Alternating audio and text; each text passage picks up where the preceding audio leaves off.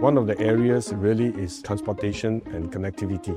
So I think we have just announced that we are going to have a new bus terminal, and when the new bus terminal happens in June, it will enhance the connectivity of our buses in between. At the same time, we are also looking at how we can enhance the LRT system, and today they are running mostly on a single car. We have in fact in the process of testing and installing the second car, which will come into service by the third quarter. This will also increase the volume of LRT connectivity, and this will enhance the connectivity within the town. We are also looking at how we can develop more covered linkways.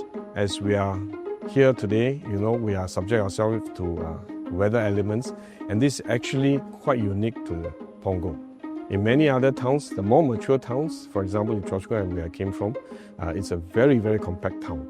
And you can move from void deck to void deck because they are very close by.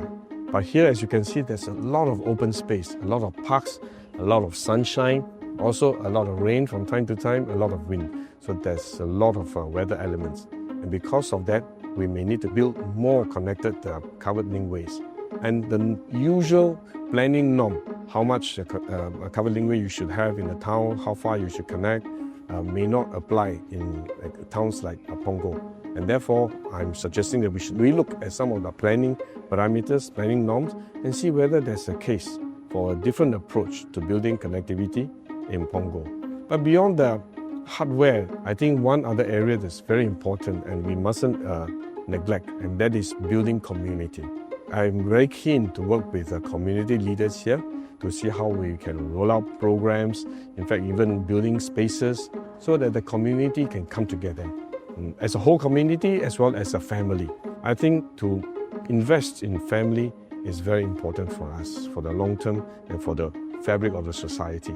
So I will be very keen to work with community leaders to see how we can introduce some of these activities, programs to bring family out together. So this way we can strengthen family bonding and strengthen community bonding, and together we can build a more caring and inclusive society. Well, I would say between Choa Chu Kang and Punggol, it's a bit of same but different. For example, in terms of management of the estate, cleanliness and general upkeep, it's quite similar. Punggol is a new town, Choa Chu Kang was a mature town, so even the maintenance will be different challenges. But I think generally they're similar. But there are also different issues. Say for example, in the Punggol we have a monkey challenge, whereas in Choa Chu Kang we have a chicken challenge. We need to see how we can coexist with them. The way we deal with monkeys is very different from the way we deal with chicken, of course. But I think with the experience in managing Choa Chu Kang, this will be very useful as a foundation to build on in managing Punggol Town Council. It is not easy to eliminate monkeys, but I told my residents that if I'm elected as a Member of Parliament, I will definitely work with MParks to see how we can manage and reduce the monkey population so as to minimize the disturbances to our residents. Of course, I think I will continue for as long as I can. I think what is very important is for the MP here, whoever is elected, to continue to contribute to the community, to continue to building Punggol. And as far as I'm concerned, our MPs' deployment and where they go, whether they stay or they renew their next term, really is the decision of the party leadership. So for as long as I'm needed, for as long as I'm useful, for as long as I can continue to add value to Punggol, I'm quite happy to continue even after this term. And similarly, as a political office holder, whether Prime Minister wants me to continue to be in his cabinet really is his decision.